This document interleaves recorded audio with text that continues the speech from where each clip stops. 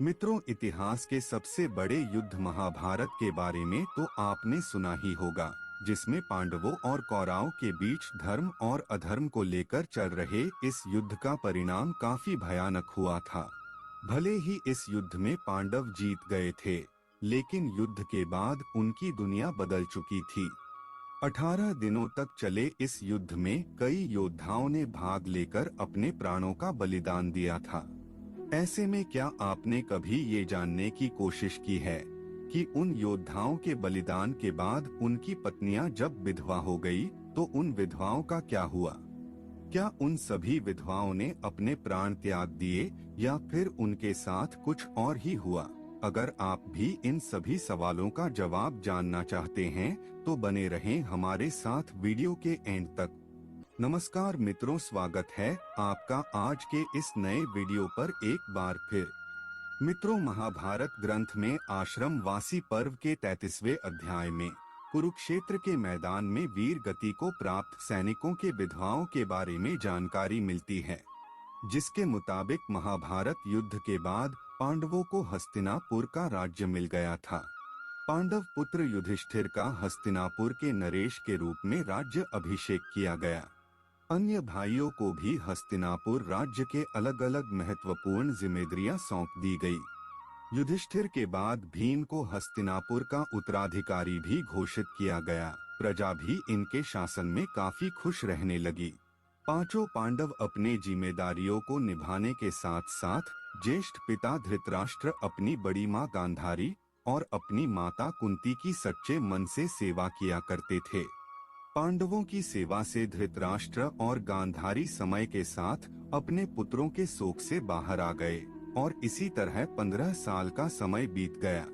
लेकिन एक दिन अचानक धृतराष्ट्र के मन में राजमहल छोड़कर वन में जाने की इच्छा हुई। इसके बाद उन्होंने युधिष्ठिर के सामने अपनी इच्छा को प्रकट करते हुए कहा कि हे युधिष्ठिर, अब हमारा मन राजमहल में नहीं लगता, इसलिए हम चाहते हैं कि बचा हुआ जीवन वन में बिताएं। तुम हमें वन में जाने की आज्ञा दो। अपने ज्येष्ठ पिता के मुंह से ये बातें सुनकर युधिष्ठिर बहुत ही दुखी हो जाते हैं, लेकिन वो उनकी बातों को टाल भी नहीं सकते थे और विदुर भी युधिष्ठिर को इसके लिए समझाते हैं। जिसके बाद युधिष्ठिर वन में अपने ज्येष्ठ पिता के रहने के लिए कुटिया बनवा देते हैं और उन्हें जाने की आज्ञा दे देते हैं। जब धृतराष्ट्र जाने लगते हैं तो गांधारी, माता कुंती, विदुर और संजय भी उनके साथ चलने लगते हैं। कुछ दिन ऐसे ही बीत जाते हैं और इधर पांचों पांडव भी उनके जाने के बाद अपना पूरा ध्यान अपनी प्रजा की सेवा में लगा देते हैं। हस्तिनापुर की प्रजा भी पांडवों की सेवा भाव से काफी प्रसन्न रहती है, लेकिन इस प्रजा में शामिल विधवा स्त्रियां शोक में रहती हैं, जिनके पति कुरुक्षेत्र के मैदान में वीर गति को प्राप्त हो गए थे। अपने पतियों के शोक में वो स्त्रियां हमेशा रोती और बिलखती रहती हैं। युधिष्ठिर चाहकर भी उनके दुखों को दूर नहीं कर सकते थे, क्योंकि उन्होंने खुद अपने लोगों को अपनी आंखों के सामने मरते हुए देखा था। कुछ दिन ऐसे ही बीत जाते हैं। फिर एक दिन पांडव में से सबसे छोटे भाई सहदेव को अपनी माता कुंती से मिलने की इच्छा होती है। सहदेव जाकर अपनी इच्छा को अपने चारों पांडव भाइयों को बताते हैं, जिसके बाद भीम, अर्जुन, नकुल और द्रौपदी के मन में भी माता कुंती से मिलने की इच्छा जागृत हो जाती है। सबके कहने पर हस्तिनापुर नरेश युधिष्ठिर अपने सेनापति को आदेश देते हैं कि वो सभी के वन में जाने की व्यवस्था करे। अगले दिन पांचों पांडव द्रौपदी के साथ वन की ओर चल पड़ते हैं। जब इस बात का पता हस्तिनापुर के प्रजा को चलता है तो वो लोग भी उनके साथ जाने लगते हैं। उन लोगों में वो विधवा स्त्रियां भी थी जिन्होंने अपने पति को महाभारत के युद्ध में खो दिया था। वन में जाकर पांचों पांडव उस आश्रम में जाते हैं जहां धृतराष्ट्र, गांधारी, माता कुंती, विदुर और संजय सभी निवास कर रहे थे और हस्तिनापुर निवासी उसी आश्रम के आसपास अपना डेरा जमा लेते हैं। कुछ दिन ऐसे ही बीत जाते हैं। तभी एक दिन महर्षि वेदव्यास उस आश्रम में पांडवों से मिलने आते हैं।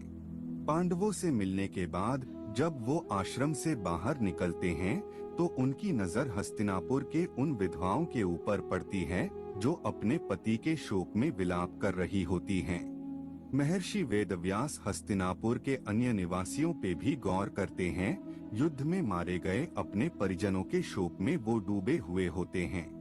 ये देख महर्षि वेदव्यास को बहुत दुख होता है। वो सभी को समझाते हैं कि आप लोग युद्ध में वीर गति को प्राप्त हुए अपने परिजनों का शोक मत मनाइए। वो सभी जिस लोक में है वहाँ वो सुखी पूर्वक रह रहे हैं और वो वहाँ काफी प्रसन्न भी है। लेकिन महर्षि वेदव्यास द्वारा समझाने के बाद भी विधवा स्त्रियों और प्रजा पर कोई असर नहीं हुआ और वो अभी भी शोक में रहते हैं। तब महर्षि वेदव्यास उन सभी से कहते हैं कि अगर आप लोगों को मेरी बातों पर यकीन नहीं है तो मैं आज आपको इसका भी यकीन दिला दूंगा।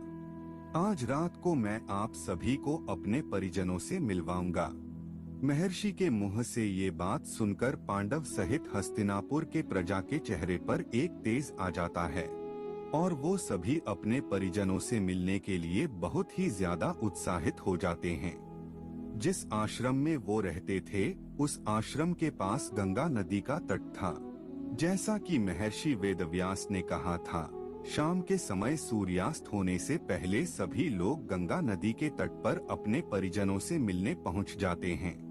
उसके बाद महर्षि वेदव्यास अपने तपोबल से महाभारत युद्ध में मारे गए सभी योद्धाओं को वहां पुकारते हैं।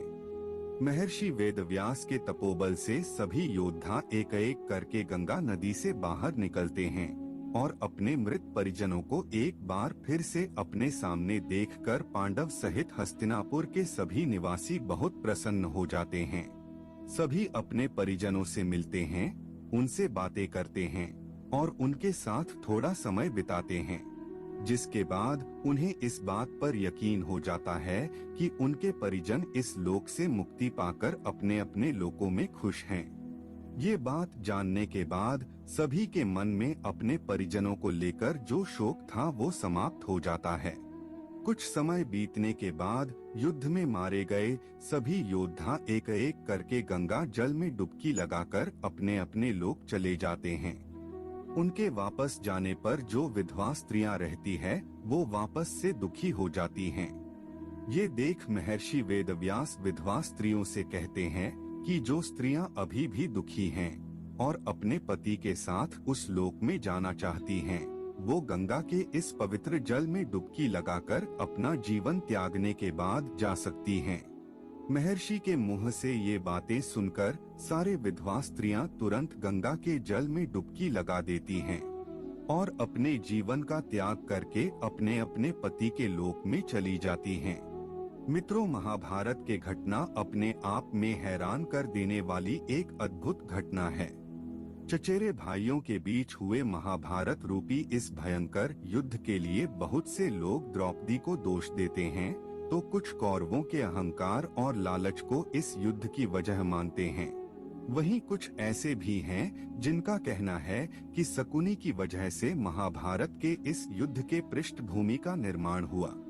खैर जो भी हो, लेकिन इस भयंकर युद्ध में लाखों की संख्या में जाने गईं और साथ ही पूरे कुरुवंश का विनाश हो गया। मित्रों, कहा जाता है कि महाभारत युद्ध के बाद हस्तिनापुर पर पांडवों ने 36 वर्षों तक राज्य किया। इस बीच गांधारी के श्राप की वजह से यादव वंश का वजूद भी लगभग खत्म हो गया और एक शिकारी का तीर गलती से भगवान कृष्ण के पैर में लग गया, जिससे उन्होंने अपना देह त्याग दिया और उसके बाद वो बैकुंठ लौट गए।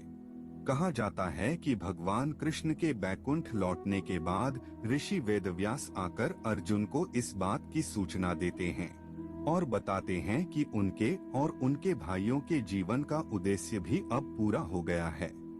जिसके बाद युधिष्ठिर अपने पड़पौत्र परीक्षित को हस्तिनापुर का राजकाज सौंपकर अपने सभी भाइयों और द्रौपदी के साथ हिमालय की ओर निकाल पड़ते हैं ताकि वो स्वर्ग जा सके। लेकिन रास्ते में एक एक कर सारे पांडवों की मृत्यु हो जाती है। यहाँ सबसे पहले द्रौपदी की मृत्यु होती है और सबसे आखिरी में भीम के। इन सभी की मृत्यु उनके अभिमान, उनकी अभिलाषा और उनकी इच्छाओं की वजह से होती है। लेकिन कहा जाता है कि युधिष्ठिर ही अकेले ऐसे पांडव थे जिनको किसी भी बात का अभिमान नहीं था, इसलिए वो अपने शरीर के साथ स्वर्ग पहुंच पाए थे। लेकिन मित्रों, आपको जानकर हैरानी होगी कि युधिष्ठिर के स्वर्ग पहुंचने के कुछ देर बाद उनके चारों भाई और द्रौपदी भी स्वर्ग पहुंच जाते हैं।